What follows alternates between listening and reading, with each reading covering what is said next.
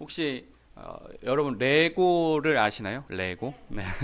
레고 재밌게 잘 하나 봐요. 저도 어렸을 때 레고를 참 재밌게 가지고 놀았던 기억이 있습니다. 그런데 이 레고의 창업자의 이야기를 조금 들려드릴게요.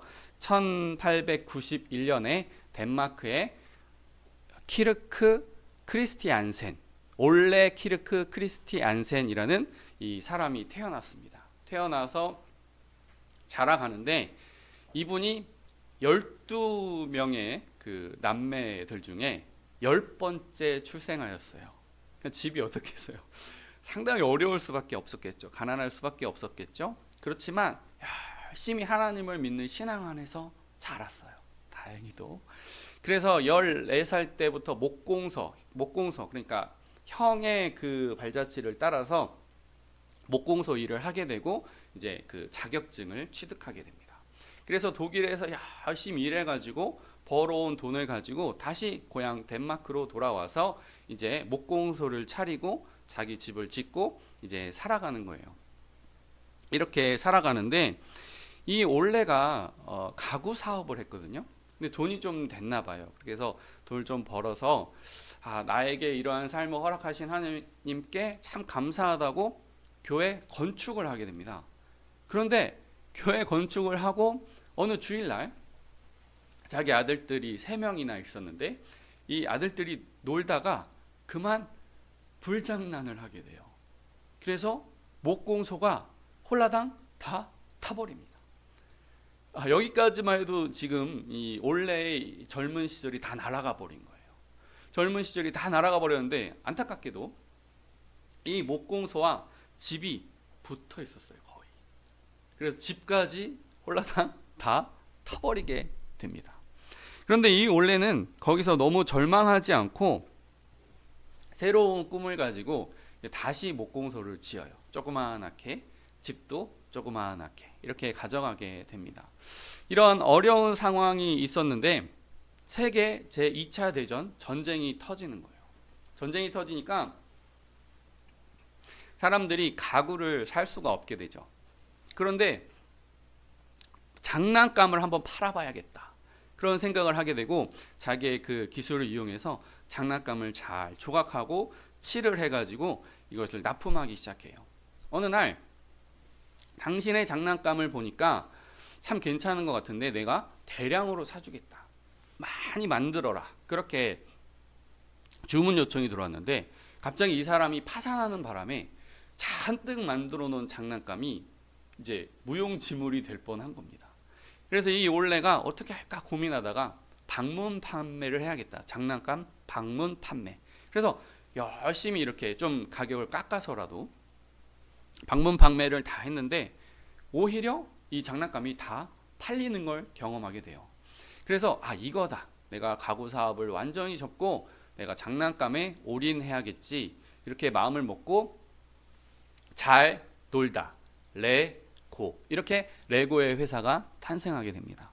그런데 1942년에 또 공장에 불이 나요.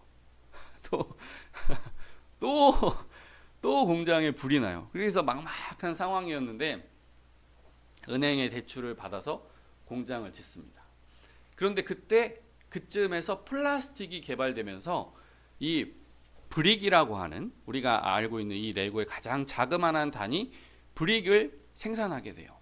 그래가지고 이거를 팔기 시작했는데 대박이 났죠. 그야말로. 그전에는 장난감이 어땠어요? 우리가 완성품을 받아서 고장나면 뭐 버리고 뭐 나름대로 못을 뭐 박아서 재활용할 수도 있지만 그렇지만 이 브릭이란 형태가 나오게 되면서 소비자가 새로운 장난감을 늘 만들어낼 수 있게 된 거예요. 장난감의 패러다임이 바뀐 거예요. 그래서 세계 장난감의 큰 축을 담당하는 올레의 삶이 있었습니다. 자, 그렇습니다. 하나님이 함께 하시면 그 어떠한 위기도 지나갈 수 있다는 것을 우리는 이 이야기를 통해서 알게 돼요. 그래서 오늘 본문도 함께 살펴보기를 원하는데요. 21절에서 22절을 제가 읽어보겠습니다. 모세가 바다 위로 손을 내밀매 여호와께서 큰 동품이 밤새도록 바닷물을 물러가게 하시니 물이 갈라져 바다가 마른 땅이 된지라. 이스라엘 자손이 바다 가운데를 육지로 걸어가고 물은 그들 좌우에 벽이 되니. 우리가 여기서 주목해 봐야 할 본문은 바로 모세가 손을 내밀매예요. 모세가 손을 내밀매. 그런데 정말 어떻게 보면 그 뒤에 따라오는 정말 바람으로 바다가 벽이 생기고 마른 땅이 되고 너무나 큰 차이를 보이고 있는 거예요. 모세가 손을 내민다고 하는 것과 그 다음에 이스라엘 그 백성들이 그 바다, 홍해라고 하는 그 바다를 마른 땅으로 쭉 진행하게 되는 것은 너무 큰 차이가 있어요. 그러면 왜 하나님께서 그냥 모세 손 내밀지 않아도 그냥 바람 보내주시고 또 바닷물을 다시 흐르게 하시고 그걸 하나님 혼자서 충분히 하실 수 있음에도 불구하고 왜 모세의 손을 내밀게 하셨느냐, 이거를 생각할 때 하나님은 우리 사람들을 너무나 사랑하고 계시고 자신과 관계성을 가지기를 원하신다는 것을 알 수가 있어요.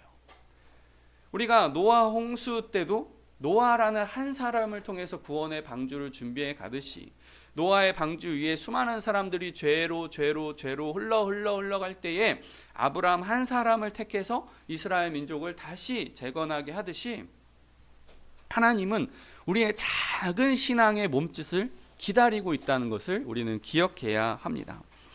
저는 여기서 예수님의 겨자씨 비유가 생각이 났어요. 너희가 이 겨자씨만한 믿음이 있다면 저 산을 바다 위로 빠지게 할 수 있을 정도의 그런 일이 될 것이다 라고 말씀하셨어요. 아주 작아요. 제가 겨자씨를 구매를 해봤는데 여러분 손톱을 한번 보시겠어요? 여러분 손톱을 보시면 새끼 손톱에 한 16분의 1 정도 되는 겨자씨를 제가 구입한 적이 있습니다. 그러니까 너무 작지만 이 겨자씨가 크면 새들이 둥지를 만들어서 틀 수 있을 정도가 된다는 것이죠. 자, 그렇다면 저는 왜 이 겨자씨가 생각이 났냐면은 정말 작은 행동과 그 뒤따라오는 하나님의 큰 능력이 연결되어 있기 때문에 우리의 신앙생활은 참으로 중요하다는 것을 알 수가 있습니다.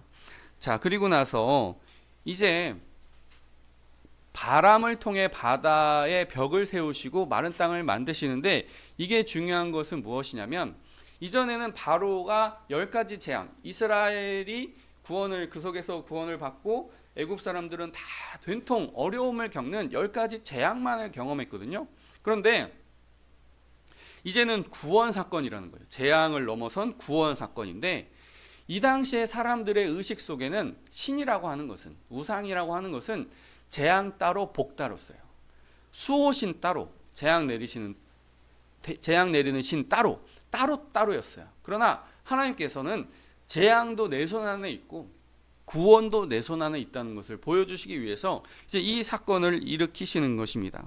자, 그래서 바다가 바람 때문에 벽이 되었다고 하잖아요. 자, 이것을 생각해 보면 저도 아이들, 어린 딸들이 있어요. 7살, 5살 어린 딸들이 있습니다. 그래서 저렴하게 이렇게 대전도 가보고 또 가끔은 여수도 가보고 이렇게 해서 아쿠아리움을 경험해요. 그러면 막 이렇게 터널형의 이렇게 물고기들이 왔다 갔다 하는 것, 그 모습만 봐도 되게 신기하잖아요. 그런데 그 벽에 물고기들이 막 왔다 갔다 하는 걸 보겠죠. 그렇지만 우리가 그 유리 칸막이 안에서 밖을 바라보는 물고기도 신기한데 그 벽 안에, 바깥에 그 부분에 물고기들이 헤엄치고 있다는 것을 보면 참 얼마나 신기한 광경이었을까, 그런 것을 생각하게 돼요. 우리가 천국에 가게 되면 우리가 라떼는 말이야, 그런 말 많이 듣죠. 그럼 천국에 가면 그 천국에 계신 출애굽 세대한테 라떼는 말이야, 그런 소리 좀 들을 수가 있어요. 홍해, 너희들이 그 성경책에서 두고두고 봤던 그 사건 나는 직접 경험했지, 그럼 라떼는 말이야, 이렇게 그런 소리를 들을 날이 올 것입니다. 자, 이어지는 23절에서 25절. 애굽 사람들과 바로의 말들, 병거들과 그 마병들이 다 그들의 뒤를 추격하여 바다 가운데로 들어오는지라. 새벽에 여호와께서 불과 구름 기둥 가운데서 애굽 군대를 보시고 애굽 군대를 어지럽게 하시며 그들의 병거 바퀴를 벗겨서 달리기가 어렵게 하시니 애굽 사람들이 이르되 이스라엘 앞에서 우리가 도망하자. 여호와가 그들을 위하여 싸워 애굽 사람들을 치는도다. 아멘. 우리가 이 23절에서 전쟁의 판을 뒤바꾸는 병거와 마병, 그런 기병들을 보게 됩니다. 우리가 뭐 이렇게 고려 거란 전쟁 얼마나 보시는지 잘 모르겠지만 저는 아주 즐겨 봅니다. 우리 최수종 장로님이 열연하시고 있는 고집스러운 캐릭터를 보는데, 최근에는 그런 부분들이 방영이 됐어요. 어떤 부분이냐? 우리가 맨날 이 거란족으로부터 침입을 받는데 이거 그냥 치고 빠지고 약탈 당하고 이렇게만 해서는 우리가 비전이 없다. 이들을 들판에서 섬멸시켜서 다시는 오지 못하게 해야 된다라고 작전을 짜면서 우리의 보병들은 검찰을 만들어서 상대방의 기병에 발을 묶어놓고 우리도 기병을 만들어서 뒤에서 문을 잠궈서 이들을 일순간에 섬멸해야 한다. 1만의 그 기병대를 만들자. 그러니까 기병은 언제나 게임 체인저고 탱크와 같은 역할을 하는 것입니다. 그러니까 게임 체인저인 이 말과 병거를 애굽의 사람들, 애굽의 군인들, 애굽의 왕이 그것을 실행하고자 한 것이죠. 자, 그런데 하나님의 게임 체인저는 바로 불기둥과 구름기둥이에요. 이것을 통해서 혼란하게 하셨다고 하는데 이것을 통해서 어떻게 혼란하게 하셨을까 여러 생각들을 해보지만 성경의 기록들을 자세히 보면 구름 기둥으로 어둡게 하셨다고 돼 있어요. 아니 뭐 어두운 게 뭐 얼마나 그게 뭐 혼란하게 하는 걸까 우리가 생각을 하게 되는데요. 사실 군대는 그 당시에는 확성기나 마이크가 없죠. 그러니까 뭘로 말을 하냐면 깃발을 올리는 거예요. 파란색 깃발을 올리면은 우군이 이동한다. 흰색 깃발을 올리면은 좌군이 이동한다. 빨간색 깃발을 올리면은 뒤에 있는 병사들이 앞으로 나가서 싸운다. 뭐 이런 겁니다. 아니면 나팔을 2번 불 때는 전진한다. 나팔을 1번 불 때는 멈춘다. 그런 건데 앞이 안 보이게 되니까 구름 기둥을 통해서 일정 지역의 일대가 다 안 보이게 되는 거예요. 그러니까 그 신호 체계들이 다 무용지물이 되다 보니까 그것들이 혼란하게 되는 이유가 됩니다. 그러면 구름 기둥은 물론 이제 구름 기둥과 불기둥이 있는데 이 불기둥이 구름 기둥 바로 앞에 있다면 환하게 보이겠죠. 그러나 저 멀리 불기둥이 되게 되면 앞에는 근시안이 되게 되고 불기둥을 통해서 이스라엘 백성들은 건너게 되는 거예요. 이러한 것들을 우리가 생각해 보면 참 하나님의 능력이 정말 우리가 상상할 수 없는 능력이구나라는 것을 알게 되는데, 이제 새벽쯤이 되어서 이제 불기둥과 구름기둥이 어느 정도 역할을 다 하게 되고 점점 물러나게 되고 이 애굽의 군대가 병거를 이용해서 막 오게 되는데 바퀴가 빠졌다라고 되어 있어요. 바퀴가 빠졌다. 그러면 우리가 이 바퀴가 마른 땅이 된 곳을 막 달려가게 되면 이게 바퀴가 빠진다는 게 말이 안 되지만 바다에도 이 돌들이 있고 틈새들이 있고 단차가 있을 수 있잖아요. 어느 일정 지점에 단차가 있을 수 있잖아요. 그러면 물이 이제 들어오는 시점과 또 맞닿게 되면 바퀴가 무용지물이 되는 거예요. 그러니까 이 애굽의 사람들이 하나님이 그들을 위해서 우리와 싸우신다가 되는 거예요. 물론 미리 깨달았다면 좋았겠지만 어쨌든 이렇게 사기가 떨어진 애굽 군사들이 막 도망하게 됩니다. 이어지는 26절에서 28절 말씀 또 제가 읽어보겠습니다. 여호와께서 모세에게 이르시되 내 손을 바다 위로 내밀어 물이 애굽 사람들과 그의 병거들과 마병들 위에 다시 흐르게 하라 하시니 모세가 곧 손을 바다 위로 내밀매 새벽이 되어 바다의 힘이 회복된지라. 애굽 사람들이 물을 거슬러 도망하나 여호와께서 애굽 사람들을 바다 가운데 엎으시니 물이 다시 흘러 병거들과 기병들을 덮되 그들의 뒤를 따라 바다에 들어간 바로의 군대를 다 덮으니 하나도 남지 아니하였더라. 아멘. 자, 이스라엘의 큰 승리를 보게 되죠. 애굽의 총체적 위기입니다. 그러면 왜 이러한 것들이 있었느냐? 하나님이 다행인 것은 이 마이크의 이 성능이 생각보다 좋아서 요만큼만 잘 녹음을 해줍니다. 너무 걱정하지 마시고 들어주세요. 자, 우리가 하나님이 이렇게 애굽의 군대를 다 수장시키는 게 굉장히 잔인해 보여요. 멈추게만 하시면 되지. 왜 이렇게 하나님이 그들을 다 수장시킬 만큼 이렇게 크게 재앙을 내리셨는가 이렇게 생각해 볼 수 있지만 하나님이 그 전에 주신 기회들이 너무나 많아요. 10가지 재앙, 최소한의 10번의 그 기회를 주신 것이고, 그리고 바로도 고백하잖아요. 남자만 가면 안 되겠니? 아니면 가축은 두고 가라. 또 이제 제발 다 가는데 나를 위해서 축복 기도를 해달라. 나를 위해서 복을 달라고 하나님께 기도해 달라고 계속 바로가 이제는 하나님 앞에 모세와 아론에게 부탁하는 장면까지 나아갑니다. 그런데 군대를 대동해서 쫓아왔다는 건 뭐예요? 자기가 하나님께 복을 달라고 해놓고 하나님의 백성들을 공격하게 되는 배반 행위에 해당하는 것입니다. 그러니까 이미 10번의 기회 줬죠. 스스로도 한 3번 정도는 자각을 했었죠. 그렇게 하나님 앞에 복을 빌어달라고, 하나님을 의지하는 기도를 해달라고 하나님 앞에 요청해놓고 하나님의 백성들을 몰사죽임 시키거나 다시 노예로 잡아가려고 하는 계약 위반에 해당하는 것입니다. 그래서 하나님께서 이 영적인 문제, 또 약속을 소홀히 하는 마음, 그리고 과거를 돌아보지 못하는 그 어리석은 문제를 이렇게 응징하시는 것으로 우리가 알 수가 있겠습니다. 이어지는 29절에서 31절. 그러나 이스라엘 자손은 바다 가운데를 육지로 행하였고 물이 좌우에 벽이 되었더라. 그날에 여호와께서 이같이 이스라엘을 애굽 사람의 손에서 구원하심에 이스라엘이 바닷가에서 애굽 사람들이 죽어 있는 것을 보았더라. 이스라엘이 여호와께서 애굽 사람들에게 행하신 그 큰 능력을 보았으므로 백성이 여호와를 경외하여 여호와와 그의 종 모세를 믿었더라. 아멘. 우리의 신앙의 문제를 잘 한번 생각해 봐야 돼요.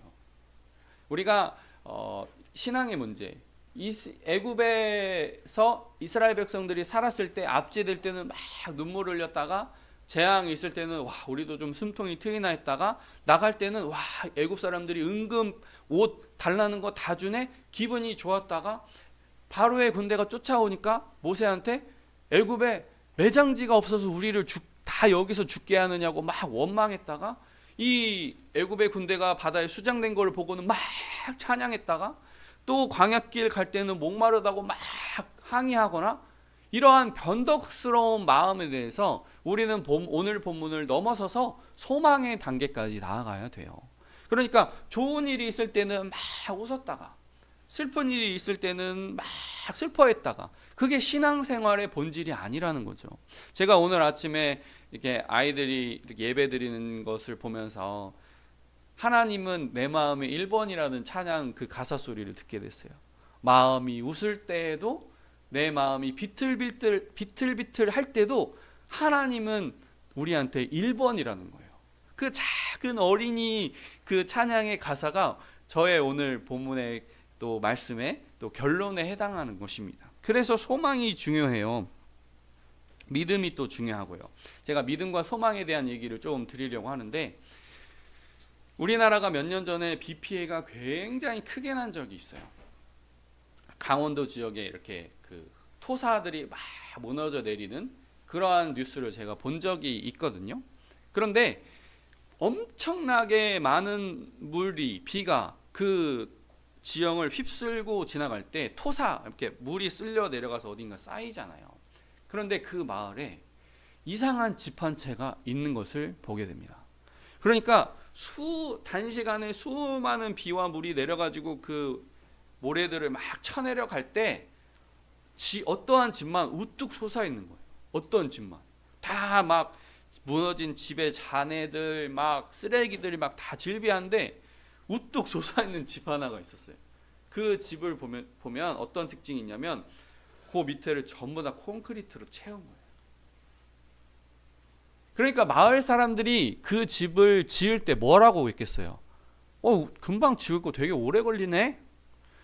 콘크리트를 뭐하러 저렇게나 낭비해? 벌써 트럭이 몇 대나 지나갔어? 라고 동네 사람들이 다 비웃을 때 그 집주인은 생각한 거예요.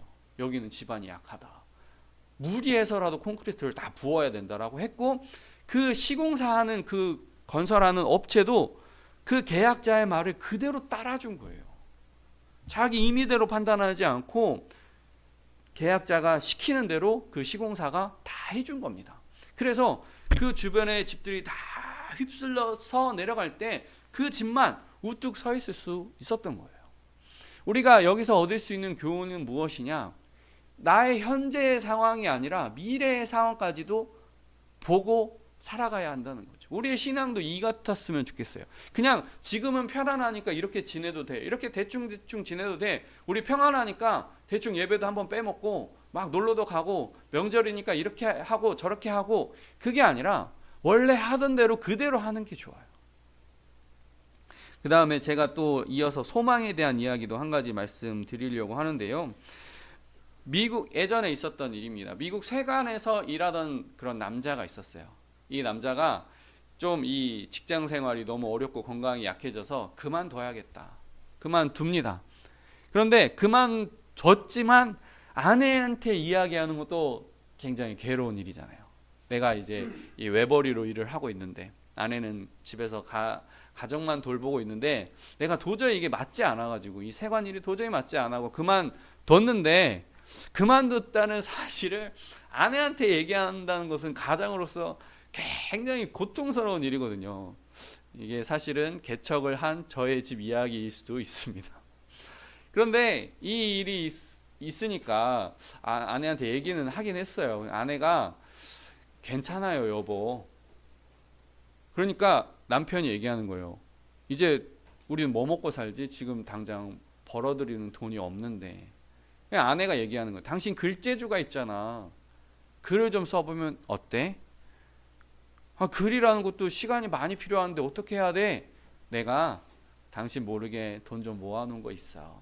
1년은 버틸 수 있으니까 한번 하나님께 기도하고 잘 살아봅시다. 이렇게 되게 돼요. 그래서 그 남자가 글을 쓰게 되고 작품이 하나 나오게 되는데, 그 작품은 좋은 글씨입니다. 세계 명작 중에 하나죠. 좋은 글씨. 그러면서 이 가정이 회복의 단계로 나아가게 되죠.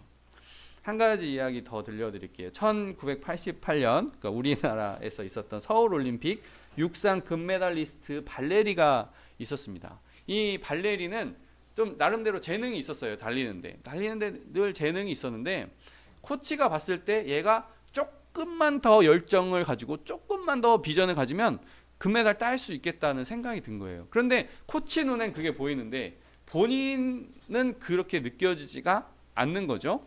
그래서 코치가 골몰이 생각하다가 상담사 켄을 알게 됩니다. 이 켄이 이제 이 발레리 선수와 만나면서 상담을 쭉 하게 돼요. 지금 처해진 현실이 있고 88년도 서울올림픽에 나갈 텐데 한번 상상해 보았으면 좋겠다고, 금메달을 딴 자신의 모습을. 근데 이 발레리가 아무리 상상을 하려고 해도 잘 안 되는 거예요. 자기는 금메달을 딸 수 없을 것 같은 거예요. 그래서 한참 동안은 상담사의 말을 귀 기울여 듣지를 않다가 자주 만나고 대화하다 보니까 진짜로 한번 눈을 감고 깊이 생각하게 되는데, 그 금메달을 목에 건 자신의 모습을 떠올렸어요. 드디어. 그러면서 눈물이 쭉, 마치 우리 김연아 선수 금메달 땄을 때 눈물을 쭉 흘린 것처럼 그 발레리 선수도 눈물을 쭉 흘리게 됩니다. 그리고 나서 실제로 88 서울올림픽에서 육상에서 금메달을 땄습니다. 그리고 나서 영국의 ABC 방송국 기자의 그 인터뷰를 하게 되는데, 오늘 기분이 어떠십니까? 이렇게 물어봤어요. 물어보니까 평소와 똑같습니다 라고 얘기를 하게 돼요. 저는 여기서 우리가 아까도 말씀드렸지만 소망이라는 것이 얼마나 중요한지를 알게 돼요. 내 어떤 형편과 처지에 상관없이 소망한다는 것은 얼마나 아름다운가. 그리고 나서 오늘 말씀을 정리해 보는데요. 하나님께서는 애굽과 바로의 군대에게 수많은 기회를 주셨어요. 그렇지만 그들은 약속을 위반했고 과거를 잊어버렸습니다. 그 일에 있어서 하나님께서는 홀로 충분히 그 애굽의 군대를 무찌를 수 있음에도 불구하고 그 모세의 손이 나왔다 들어왔다 이 작은 몸짓을 기대하셨어요. 그리고 나서 이 이스라엘 백성들 상황이 좋을 때는 막 기뻐했다가 막 찬양했다가 상황이 나빠질 때는 막 마음이 가라앉고 막 왜 죽을 수도 있다고 막 소리 지르는 그러한 상황이 아니라 늘 평안한 상태를 우리가 꿈꾸어야 한다는 것입니다. 저희 군산 명성교회가 개척을 했습니다. 저희가 아마 1년 반 좀 넘어가는 것 같아요. 2년 다 되어 갑니다. 그런데 이 교회는요, 한 달 동안 불이 꺼져 있는 교회였어요. 전에 계시던 목사님이 세종시로 가게 되면서 기존에 계시던 성도님들이 흩어진 그런 텅 빈 성전이었습니다. 그렇지만 저희 아내와 저희 자녀들 그리고 제가 계속해서 매주 이렇게 최선을 다해서 말씀을 준비하고 이렇게 둘이서라도 이렇게 기도회를 쭉 이어갔어요. 저녁에 합니다만. 그리고 이어가면서 여러 도움의 손길들을 경험하고 작년에는 한 500만 원 정도의 선교를 하게 됐어요. 국내 선교, 국내 전도, 해외 선교까지. 그렇게 하면서 하나님의 역사를 하나하나 맛보아 가는 중입니다. 저희와 같은 코로나 3년 기간에 가운데 해에 저희가 2022년에 개척을 했어요. 저희처럼 아주 어려운 이 작은 교회도 하나님이 사랑하시면 저희의 작은 손짓을 통해서도 하나님이 충분히 역사하신다는 것을 깨닫고 위로와 소망을 많이 얻어가시는 귀한 여러분 되시기를 주님의 이름으로 축복합니다. 아멘. 기도하겠습니다.